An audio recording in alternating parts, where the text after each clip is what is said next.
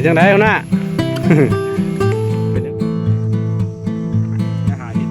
พ่อครับไปเอาตามตรงนี้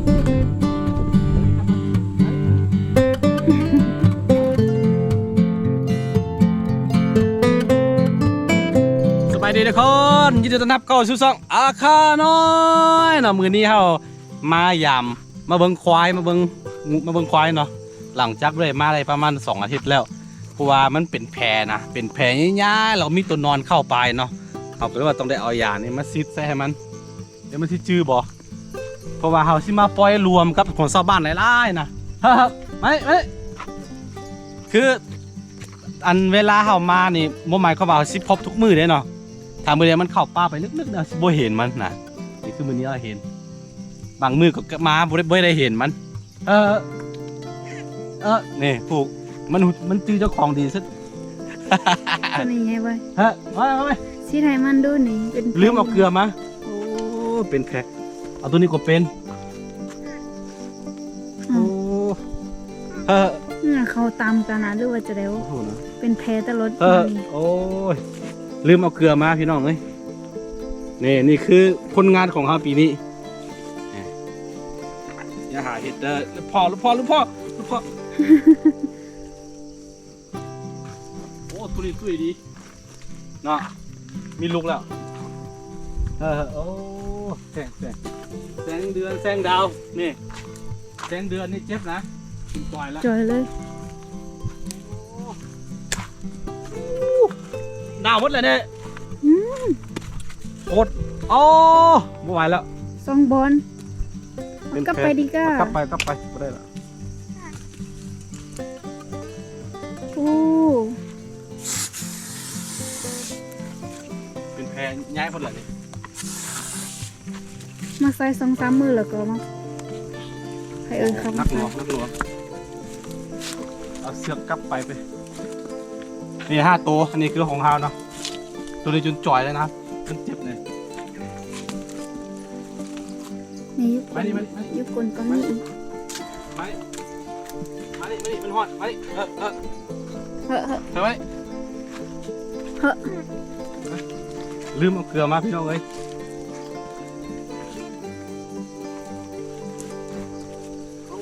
เป็นตาย่านใช่ปะ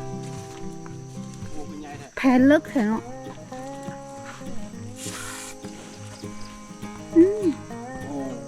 เหม็นหมดเลยนี่กลับไปว่ามันไม่ได้ละตัวนี้เป็นแพร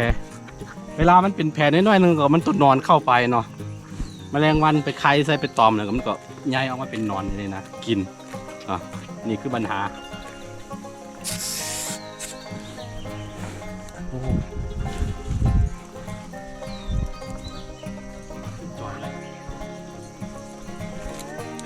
จอยแท้จอยว่าตาอีตนใช่ปะ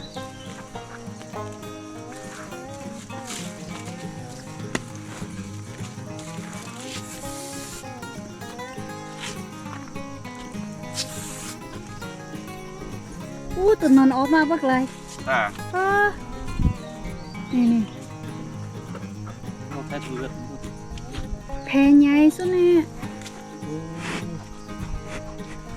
กลับไปวันนี้ย้ายหมดแล้วนี่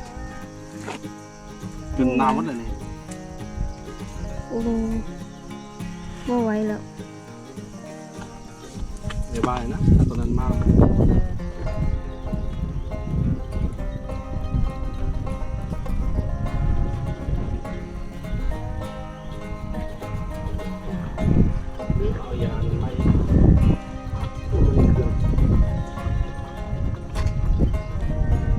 กินนมอีกเนี่ยเนาะแห้งจอย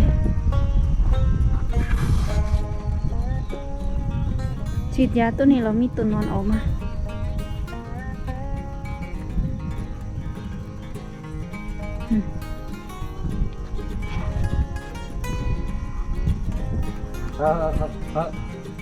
ตัวนี้ตุ้ยดีตุ้ยพี่ดีงามมีลูกแล้วพ่อจ๊ะประมาณลูก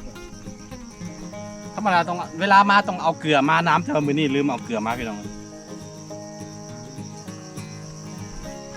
โอ้แพง ต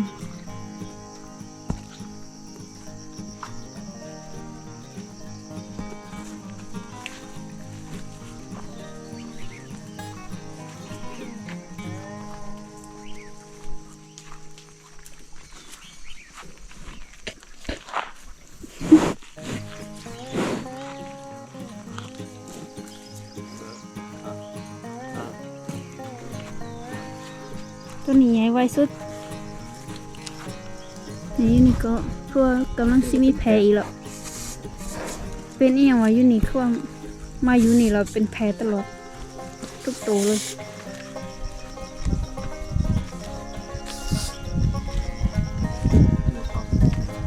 นี่งัวเขาอ้าวตัวนอนป้าตัวใหญ่สุดเนาะ มีตัวนอนออกมาก็หลาย ตัวนอนออกมาบ้างหลายป้าโท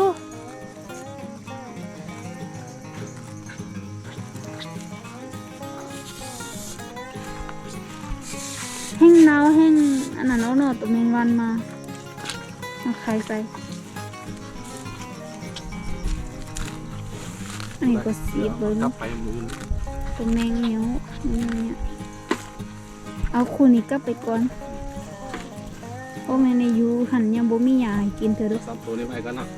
สามตัวนี้เอาไว้ก่อนเพราะเขายังอยู่ได้สามตัวนี้บ่ไหวแล้วไปไกลอีกตัว มันเจ็บเนี่ยมันเจ็บ เจ็บแล้วก็จอยเลย เป็นแผลแล้วก็จอยไว้ ไปรักษาแผลให้มันหายดีก่อนเนาะเพราะว่าเขาอยู่สวนตลอดได้สมัย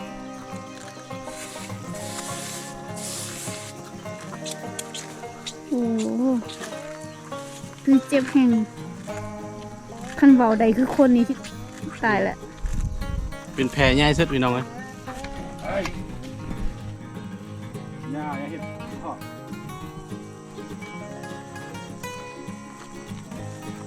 คือตอนนี้มันเจ็บเนาะมีบาดแผลเขาต้องเอากลับไปปัวกันเอาแม่นี่กลับก่อนแล้วก็เอา3 แม่ลูกปลาไว้นี่เดี๋ยวประมาณ4-5 มื้อดีเราก็เอามาส่งเอาไปบ้านสวนก่อนคือเหตุผลที่เอามาปล่อยตอนอีพี่ก็คือเขากำลังปลูกหญ้าเนาะอีกประมาณ3 เดือนจะได้กลับไปนะเอากลับบ้านลูกพ่อไปกลับบ้านกลับบ้านไปกลับบ้าน กลับบ้านไปปัวไปรักษาก ลับบ้านลูกพ่อ ไป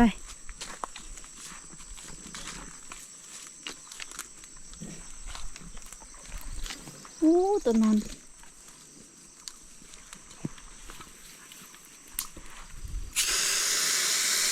พูดไปสิเดือน โอ้ตัวนอนไหลมาบักไหล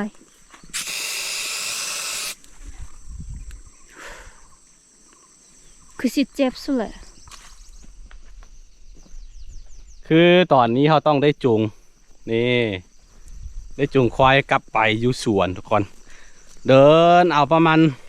1 ชั่วโมงครึ่งหรือประมาณ2 ชั่วโมงเลยแหละให้โซคูเนี่ยเอารถจักรกลับมานี่ โอ้เขาชิเดปล่อยนี้ตัวนี้กลับพุ่น2 ตัวไปนี่กลับกันเด้อไปวัยรุ่นนี่ยูพี่มันจะมีงัวจะมีควายเป็นร้อยตัวหลาย100 ตัวเนาะเพราะว่ามดบ้านเนี่ยเขามาปล่อยนี่มดนะอันนี้จะมีที่ดินเนื้อที่พี่นี่โอ้หลายสามารถสร้างได้เมืองหนึ่งพุ่นนะอันนี้เป็นทุ่งเพียงหมด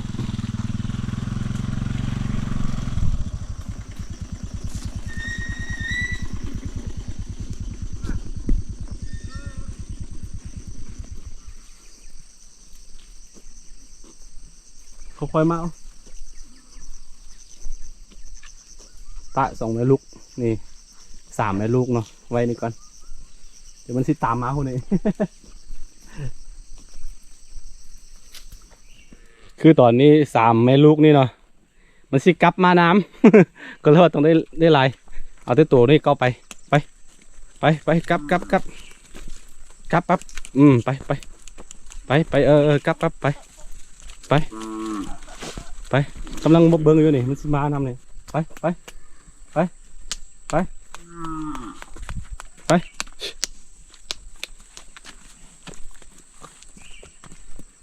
ไปนี่มันมานี่เดี๋ยวป่ะไปไปไป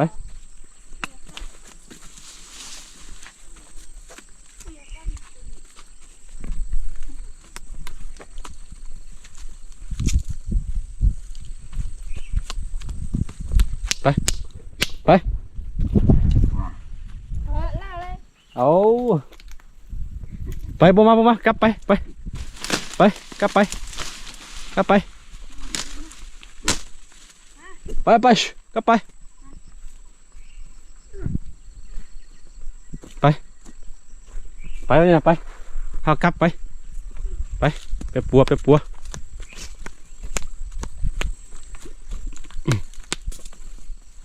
ไป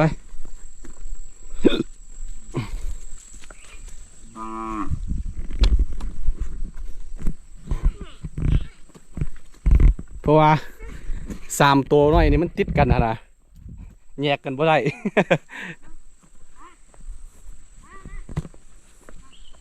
นี่แหละทุกคนเอ้ยการใส่ชีวิตอยู่บนนอกบนนาเลี้ยงควาย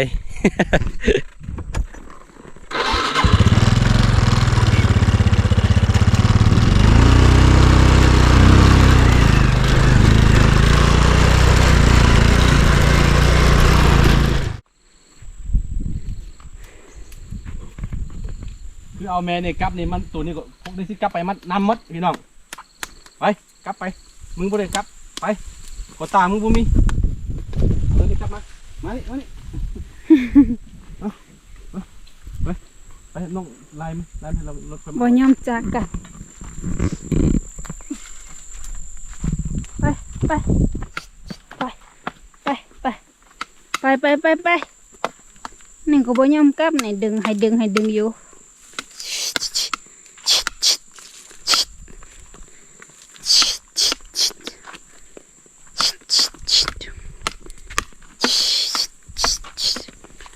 จอยหมดเห็นแต่กระดูกเอาเขาเบิ้ง เอามาเลยเนี่ยมาเลย นี่น้ำมาอีกแล้ว อู้จากกันไม่ได้เลยพวกมึง คือตอนนี้ฝนตกพี่น้องเอ้ยเนาะให้โซคูเป็นผู้ไล่เพราะว่าโซคูบ่กล้าขี่รถนี่ฝนตกบรรยากาศพี่น้องเอ้ยเวลาฝนตกแล้วทางพี่มันบ่คือบนอื่นเนาะมันจะเป็นทางดินเด้ทางดินแดงแล้วก็เวลาฝนตกมามันสิสไลด์ ก็เลยว่าโซคูบ่กล้าขี่เราจะเป็นผู้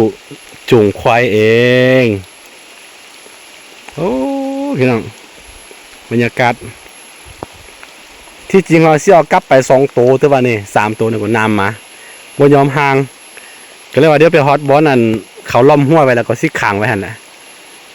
เอาเสี่ยวออกไปได้2 ตัว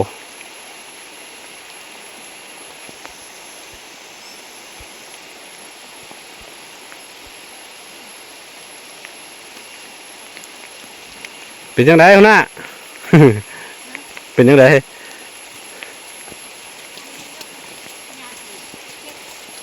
ตัวนี้มันบ่สบายแล้วก็ยังบ่ไหว แต่คิดที่ถูกเลย เจ็บขานี่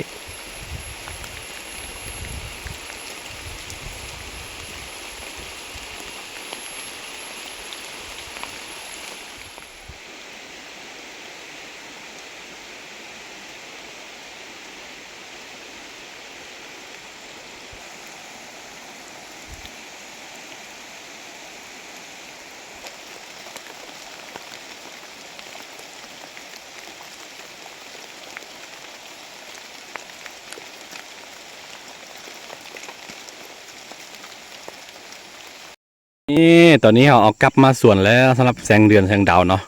เดี๋ยวอัน3 ตัวอันสิไปเอาอื่นเพราะว่ามื้อนี้มาแปลว่าไปน้ำกัน2 คนแล้วก็เอามายากนะที่จริงบ่ได้จุงเดี๋ยวมันมาเองแต่ว่าเวลามาฮอดพี่เดี๋ยวมัน มีส่วนของชาวบ้านนะยานที่ไปกินก็แล้วไม่ได้เอามาเนาะมื้อแปลวอีกนี่หน้าฝนเราไม่ยากขึ้นหลายพี่น้องแล้วก็ได้ปีหน้านี่พุ่นฮอตเดือนกันยาตุลาเนี่ยนี่เต็มหญ้าเพราะว่าปลูกหญ้าหมดแล้วนี่สามที่กินโอเคนี่ก็เป็นคลิปไปตามหาควายอยู่ป่าเด้อทุกคนเป็นยังไง อีตนมัน ย่างมดมือ ยังวัดมือเลย 2-3 ชั่วโมงพุ่นน่ะโอ้บ่ได้ฮอกเข้าไปอีก บอเข้าไปอีกไปได้เศร้ากลับมาฮอตไป4 โมงโอเคประมาณนี้ทุกคนติดตามไปเรื่อยๆเดี๋ยวเจอกันไว้ในคลิปหน้า